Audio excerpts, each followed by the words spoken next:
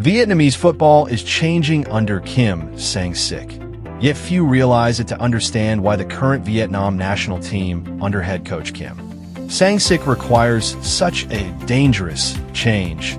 We must first revisit the golden pages from 2018 to 2022. That was the period when Vietnamese football established a very clear identity: pragmatic counterattacking defense. During that period, the Vietnam national team was not a side that dominated possession. On the contrary, we often ceded the field to opponents, even when facing teams within Southeast Asia. The three center-back system, effectively 5-4-1 when dropping deep, became an extremely hard-to-break concrete block. The success of this style relied on three main pillars: absolute positional discipline. Every player knew exactly where to be and whom to cover in every square meter of the pitch. Excellence of defensive individuals. Names like K Ngoc Hai, Din Trong, and Du Wei Man played with extreme focus, turning the 16-yard box into a true forbidden zone. Transition speed. When opponents were busy attacking and exposing gaps, long balls or quick wall passes on the wings were immediately executed to exploit the forward's pace. This style brought the white snow of Phuong Chau, the 2018 AFF Cup Championship, and especially the historic qualification to the final round of the 2022 World Cup. Vietnam at that time was feared in the region not because of aggressive attacks, but because it was extremely difficult to beat. However, top-level football is an endless arms race. After more than 4 years at the regional summit with a single formula, the Vietnam national team began to show signs of saturation. Major Asian opponents like Iraq, Saudi Arabia, and Japan, and even traditional Southeast Asian rivals such as Thailand and Indonesia, began decoding our system. They no longer rushed forward to fall into counterattacks. Instead, they used patience and rapid ball circulation along the wings to stretch Vietnam's defensive block. The decline manifested in several aspects: physical and mental fatigue. Veteran players who had played hundreds of matches began to show signs of exhaustion. As fitness declined, the focus in defense, the core element of the old style, could no longer be maintained throughout 90 minutes. Predictable play, relying on only one tactic, dropping deep and waiting, made us passive. When trailing, Vietnam often struggled because the team was unaccustomed to advancing to impose control and create equalizing chances. Gap in modern football thinking. While global football has shifted towards spatial control, high pressing, and short goalkeeper build-up, we remained committed to hopeful long balls. This widened the gap between Vietnam and top Asian teams. Not only falling behind in Asia, our position as Southeast Asia's elder brother was also seriously threatened. Indonesia, with aggressive naturalization policies, brought in players with modern European football thinking. Thailand, under foreign coaches, gradually perfected ball possession play, positional play. If Vietnam remained stagnant within the glass cage of past successes, we would certainly be left behind. A team aspiring to global standards cannot just defend and wait for opponents to err. We need a more proactive, imposing, and mature style. This is the context in which head coach Kim Sang-sik took over the team. He not only inherited a glorious yet cracking legacy, but also bore the pressure of executing a comprehensive mindset overhaul in football. The small changes we see today, short passes in our own half, advancing fullbacks, are actually the first steps of a risky but necessary revolution. Continuing from the decline of the old era, Part 2 delves into the living entity of the revolution, Kim Sang-sik's philosophy and personnel overhaul. This is the stage where theories on the tactical board collide with the harsh reality on the pitch. If his predecessor viewed defense as the foundation of safety, head coach Kim Sang-sik sees ball possession as the most effective form of defense. His philosophy is not merely passing the ball back and forth, but a proactive football system. In this philosophy, each player is no longer a stationary piece in the defensive structure. They must be mobile entities, constantly forming passing triangles to break opponents' pressing structures. Extremely fast transition thinking. Immediately after winning the ball, instead of hopeful long balls, players are required to make short, rapid passes to penetrate the central zone, occupying space. Kim requires his players to bravely hold the ball in their own half.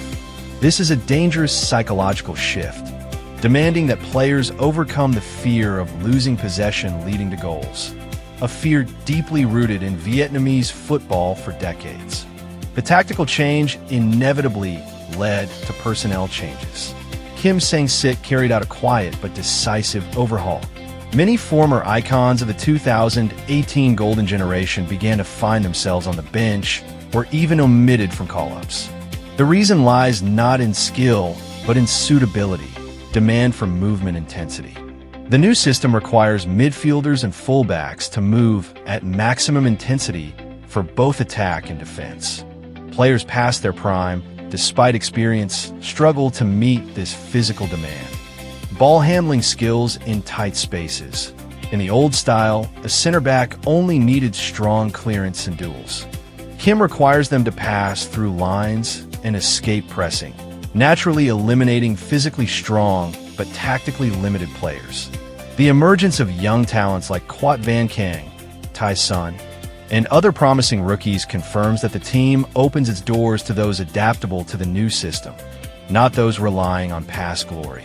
Kim is undertaking a highly risky task: rejuvenation during a transitional period.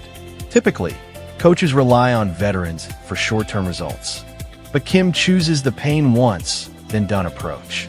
He is building a framework for the 2026 to 2030 cycle. Introducing young players in crucial matches provides two core values: building new habits. Young players like blank pages adapt faster to ball possession philosophy and proactive attacks, unburdened by old defensive thinking. Fostering fair competition. Emerging talents compel veterans to adapt or face exclusion. A strong team is not 11 fixed names, but 23 players always in peak readiness. A striking difference in the Korean strategist philosophy is the emphasis on system. In modern football, a star may shine in a moment, but a good system propels the team forward. Under Kim, individual roles are placed within collective operation. A forward is not only responsible for scoring, but is the first line in high pressing. A goalkeeper is not just a shot stopper, but the first distributor from the penalty area. This transformation is turning Vietnam from a solid defensive block into a flexible attacking machine. Though some parts still need time to mesh perfectly. Following tactical philosophy and personnel, Part 3 will provide the most technical content. A detailed dissection of Kim Sang-sik's build-up system and operational structure. This is key to understanding why Vietnam's current style is considered a technical revolution. Under Kim Sang-sik, the traditional three center-back formation is no longer a static defensive block. He often requires players to operate in a box midfield structure when in possession. Back three. Instead of standing in a line, one wide center back often advances to form a passing hub on the flank. Pivot pairing, the biggest change. Instead of one high and one low, the two central midfielders stay close to form a solid spine in front of the center backs. This provides at least two short passing options under high pressing.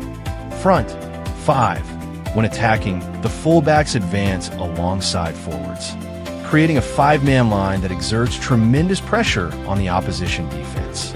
Previously, goalkeepers only had to save and clear. In Kim's system, they act as the 11th defender. The ball build-up follows strict steps, widening the flanks. Wide center backs move close to the sidelines, stretching opposing forwards, creating central space. The goalkeeper holds the ball while central midfielders, like Tai Sun or other young talents, move into half spaces, escaping pressing with line-breaking passes instead of clearing. Players are instructed to execute short passes through opposing forwards to the midfield. This technique is extremely challenging, requiring center backs to have both strength and midfielder vision. Accepting 5-10 short passes near the box demonstrates Kim's emphasis on composure. In modern football, half spaces are decisive. Kim requires attacking midfielders or wingers like Quat Van Kang not to stick to the touchline. Inverted runs. When wingbacks advance, wingers cut inside to attract defenders, creating a maze difficult to mark. Overload. Vietnam frequently creates 3v2 or 4v3 situations on a flank. Quick one-touch passing aims to reach the byline for low crosses, cutbacks, a key weapon in possession-based teams. A novelty is the counter-pressing system. Immediately after losing the ball, nearby players must contest within 5 seconds.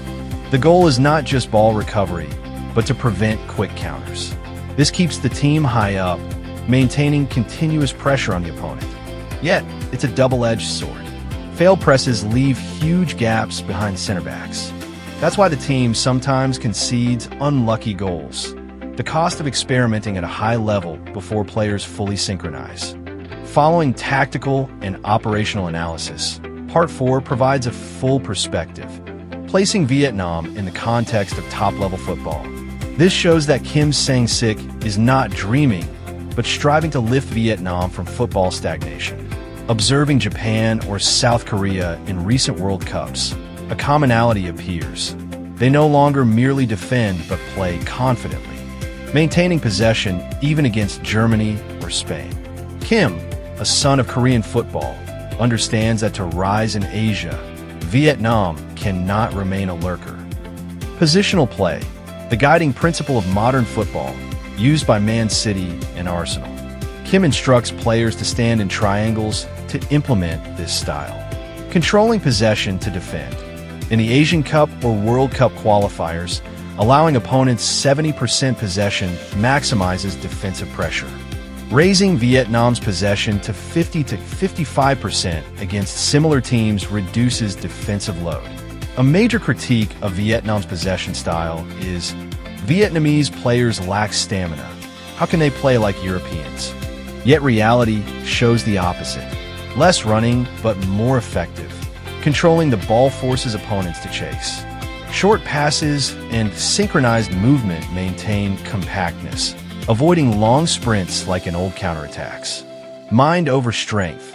Kim emphasizes intelligence. Anticipation and positioning compensate for physical and aerial deficiencies. Looking at direct rivals, dramatic transformations are evident. Indonesia. Naturalized players bring Dutch total football. Aggressive pressing and fast ball circulation. Thailand retains technical identity but is faster and more practical on the wings.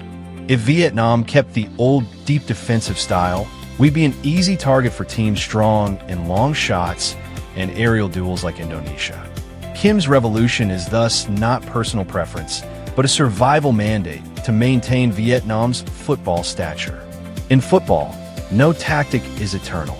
Our counterattacking style has been meticulously studied by opponents using advanced analytics.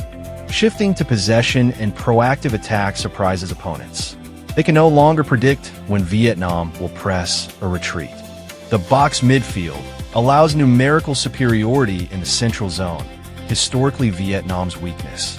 By aligning with global trends, Vietnam gradually sheds the small team image, becoming organized, intelligent, and able to impose its style. This is the most crucial step toward dreaming of long-term goals like World Cup 2030. No revolution is all roses. Kim's transition exposes deadly gaps. Build-up errors. Center backs not yet on par with European stars risk conceding if short passes fail. Huge gaps behind defense. Advanced lines risk quick counterattacks. Center backs lack sprint speed against top forwards. Pressure from impatient fans. Used to pragmatic wins. Fans criticize 60% possession without a win. Kim fights not only opponents, but also entrenched football conventions. Honestly, counterattacking wins AFF Cups, but stops short at final World Cup qualifying stages. To go further, we need a sustainable football system. Youth synchronization. Kim's revolution fails if U17, U19, U23 still play old style. Current national team changes signal youth development to modern football. Technical, positional, spatial awareness. Cultivating a ball culture. Instead of fearing possession, new generation players must see the ball as a friend and weapon. Kim is sowing these cultural seeds. Football is a multi-year journey. Japan took 30 years to become a global powerhouse. Vietnam cannot expect immediate results while learning to walk on a new path. Fan support during experimental phases is vital. Losing to grow is better than winning by luck with outdated tactics.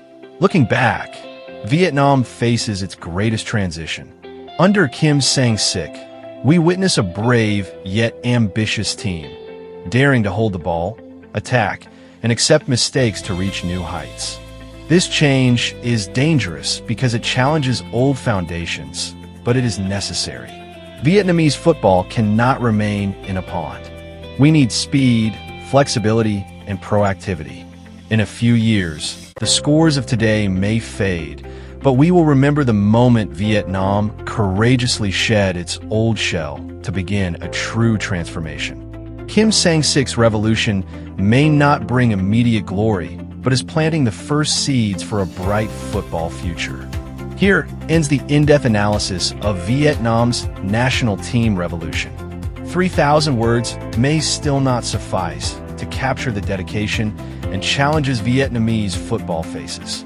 Do you trust head coach Kim Sang-sik's proactive vision, or still long for the tight defensive style of the past? Share your thoughts and subscribe to follow the Golden Star Warriors on their journey to new heights. See you in the next analysis.